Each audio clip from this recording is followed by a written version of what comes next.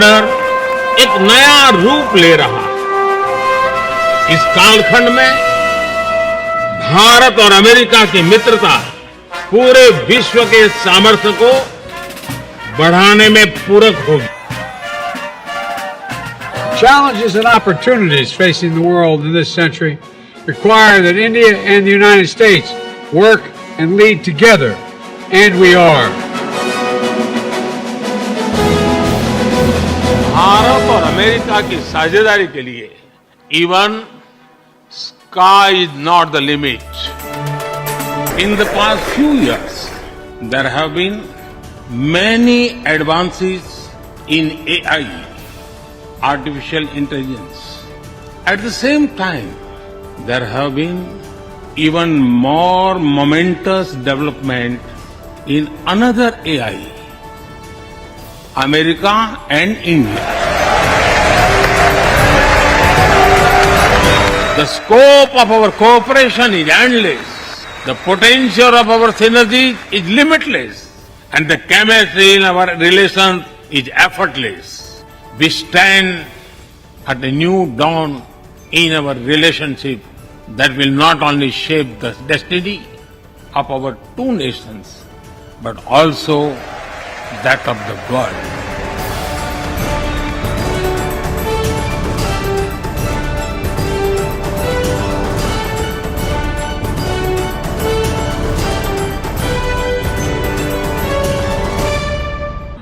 Prime Minister Narendra Modi recently returned from his US state visit. This was the sixth visit since he took over as the Prime Minister. What made this visit remarkable was its significant impact on India's global standing and its global influence on the world stage. A promising visit which will remain carved in our memories for its dramatic and memorable movements and gestures from both the democracies, highlighting that both have reached the pinnacle of partnership than ever before in history. But all was not just wine and roses. Every action, every little gesture, every single word throughout the tour were put under ruthless scrutiny. From Modi not being received by the President of US himself, to visuals of PM drenched in rain, to his choice of gifts, his prolonged handshake with the First Lady Jill Biden, just about everything became a subject of bitter criticism and mockery. What was more sickening and outrageous was his constant comparison to ex-Prime Minister Jawaharlalnehru or Indira Gandhi, which gets repeated every single time Modi is in the US. Let us take a look at some of the most prominent visits of the said leaders and make an objective assessment of how the two different leaders with two different backgrounds, two different time periods and two different approaches fared at diplomacy. Jawaharlal Nehru, the first Prime Minister of India, visited the US a total of 4 times in 1949, 1956, 1960 and 1961. While 3 of the trips were government visits, the trip in 1960 was taken solely to attend the General Assembly. Nehru did receive a very warm reception from the then US President Harry S. Truman in 1949, who was himself present to receive Nehru at the Washington Military Airport. But the friendly overtures were more motivated by the US desire to pull India on its side, as India seemed the only anti-communist stronghold in Asia. During Nehru's first visit to the US, India was battling with severe grain shortage, hardly able to recover from the Bengal famine of 1943. India's granaries were starving and the coffers were more or less empty. Nehru wanted the US to provide food aid to India. The need to return home with food and aid commitments was urgent and critical. Only 6 years prior to his visit, the Bengal famine had taken 2 to 3 million lives.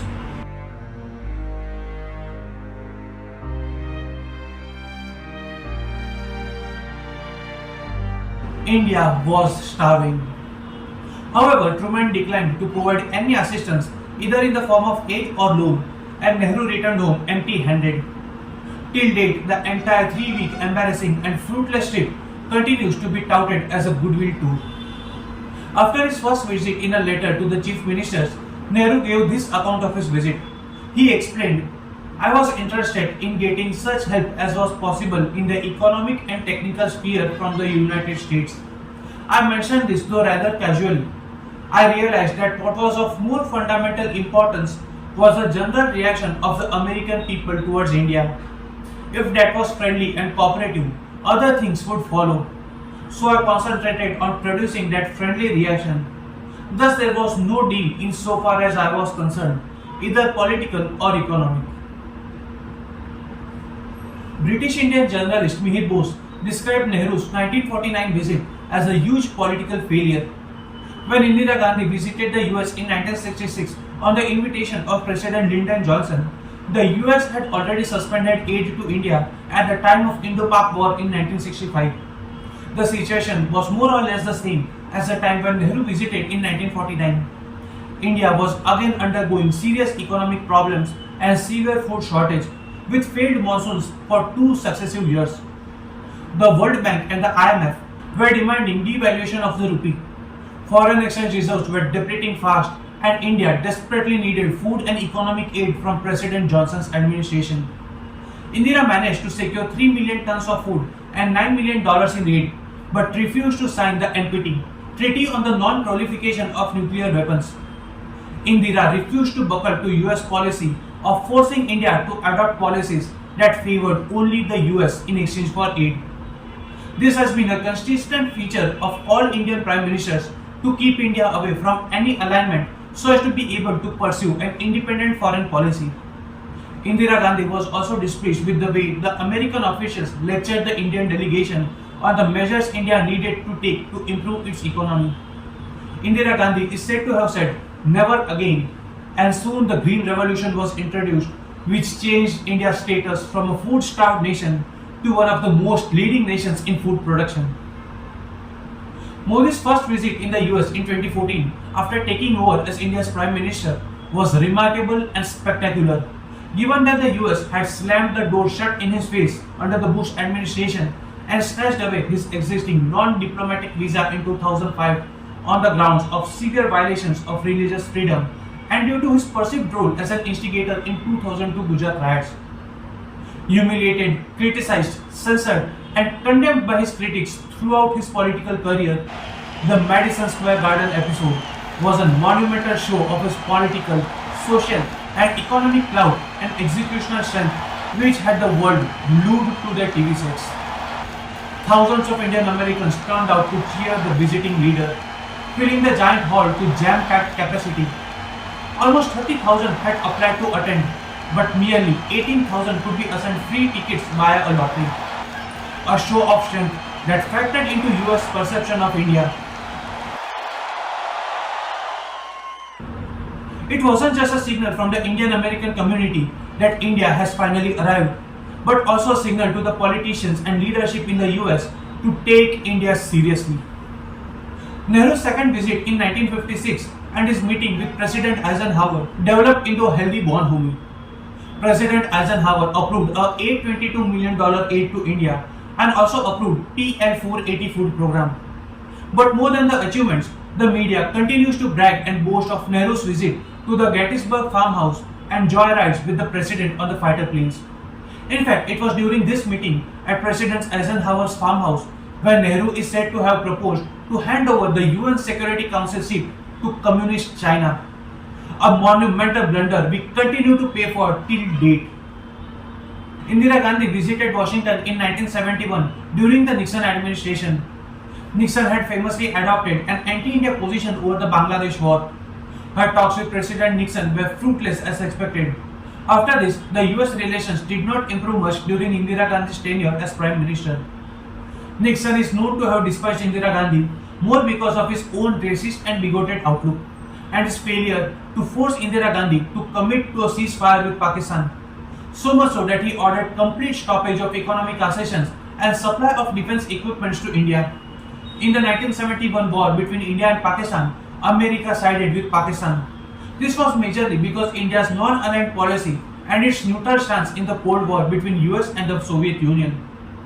A little off the topic, but a point worth mentioning here is all opposition leaders in India, including Atal Bihari Vajpayee in the Lok Sabha, unitedly stood with Mrs. Indira Gandhi and condemned Nixon's approach towards India. Other junction leaders like L.K. Advani, Balraj Madhok and a few others even staged demonstrations outside the US embassy. Prior to his meet with Donald Trump, Modi was in the US in 2016 for the Nuclear Security Summit, during which he met President Barack Obama at the White House. In 2014, not only did Modi deliver his maiden speech in the 69th session of the United Nations General Assembly, he also had a roundtable meeting with top American CEOs from the financial sector. When Narendra Modi visited in 2017, he had his first bilateral meeting with the then President Donald Trump. His visit led to the US declaring the Hizbul Mujahideen chief Sayyid Salahuddin as a global terrorist. There was also an announcement that US had cleared the sale of 22 Guardian unarmed aerial vehicles to India. The Howdy Modi was one such event which made not only the US but the entire world to sit up and make note of India's power and outstanding prowess in various sectors of development. A spectacular and monumental event with 50,000 Indian Americans greeting and cheering, making it the largest gathering ever for a foreign head on the US soil. This was Modi's third major address to the Indian American community after Madison Square event in 2014 and Silicon Valley in 2016, highlighting the population of 4 million Indian Americans in the US and their increasingly important role as vote bank in American politics. The event also highlighted the contributions of Indian Americans to enrich the American life and the role they played in strengthening relations between India and the US.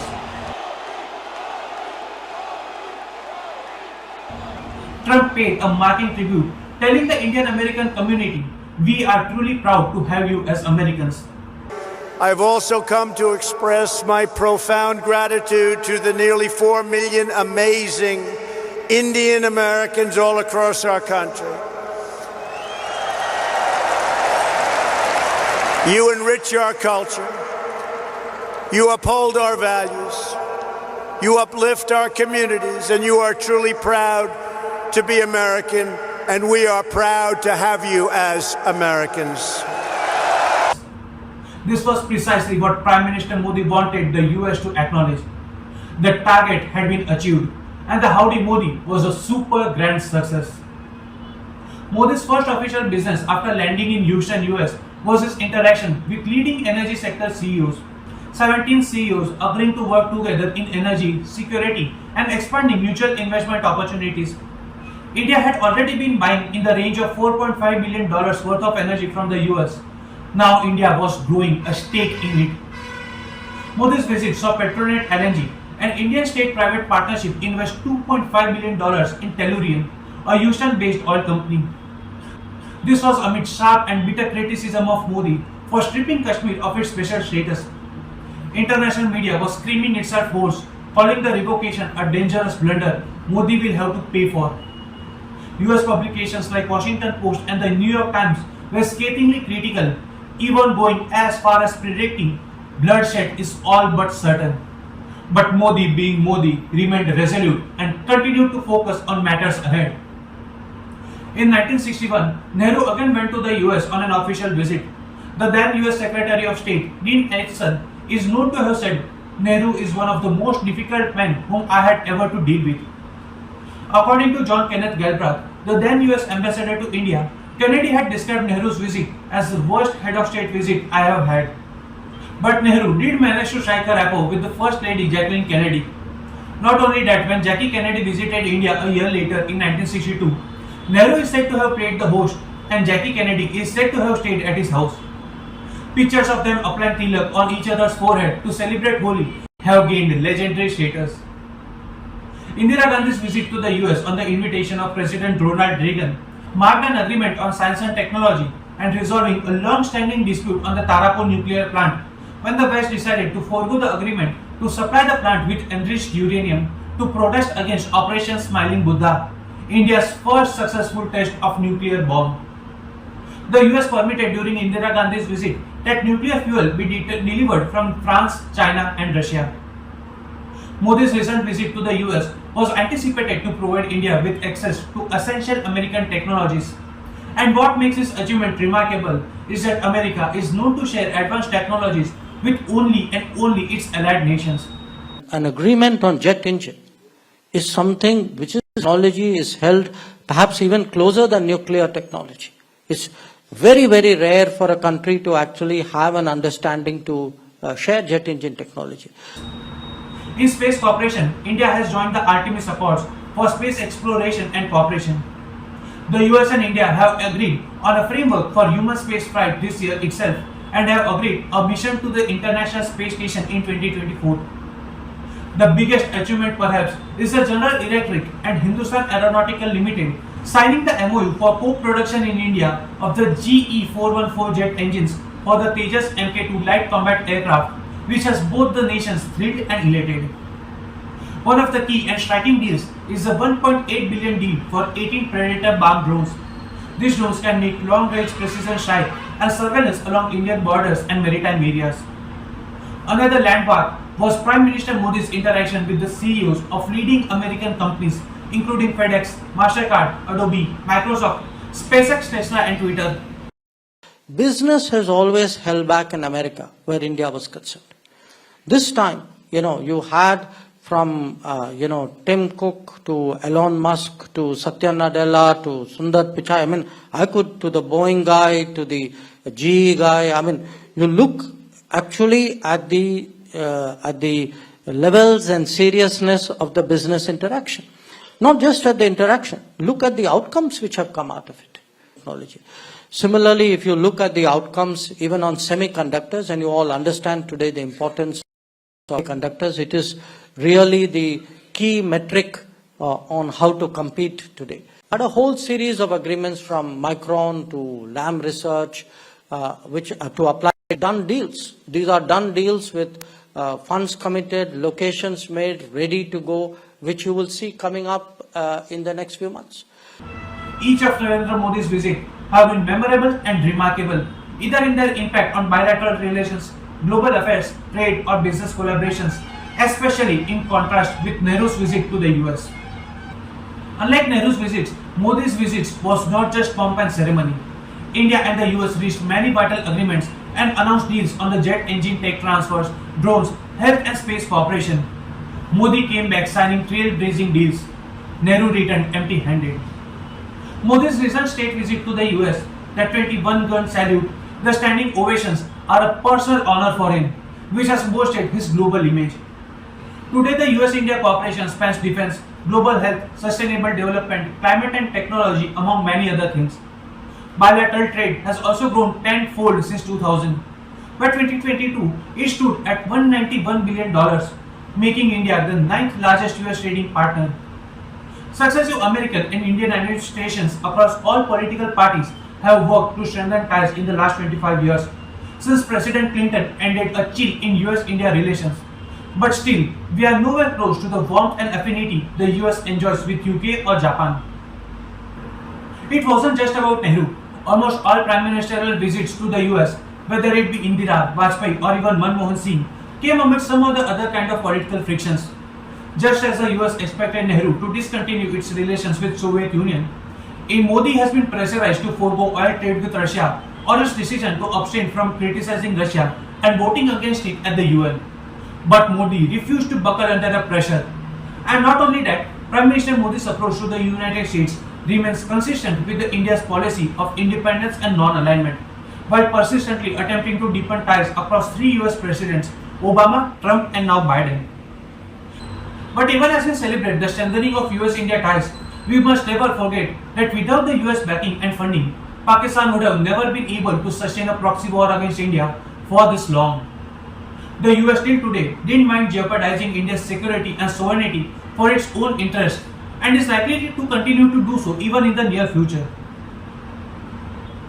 If you like our content, do subscribe for more such videos and don't forget to hit that like and share button and do share your thoughts in the comment section below. Thank you for watching.